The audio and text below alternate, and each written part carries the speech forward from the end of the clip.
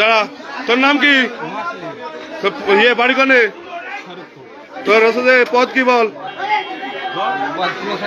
কিসের? জামাতের প্রচার সম্পাদক ওয়ার্ডের? তুই আকাম করতে গেছিস কেন?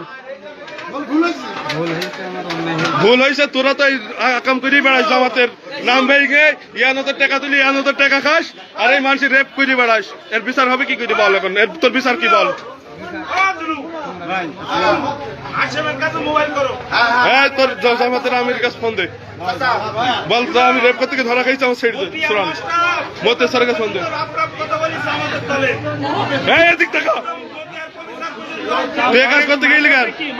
মাদ্রাসায় কি? মাদ্রাসায় গেছিস কেন? তুই মেয়ের বয়স কত? মেয়ের বয়স কত?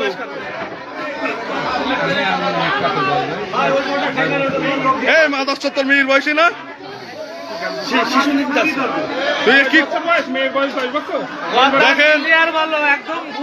এই দেখেন, এটা হচ্ছে জামাতের ওয়ার্ডের প্রচার সম্পাদক, রেপ করতে গিয়ে ধরা খাইছে।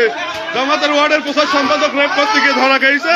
এর এখন কি করবেন? জামাতের নাম হয়ে গিয়ে এই আলুদের টাকা তুলে খাই, আর মনে করেন যে আকাম করে বেড়াই।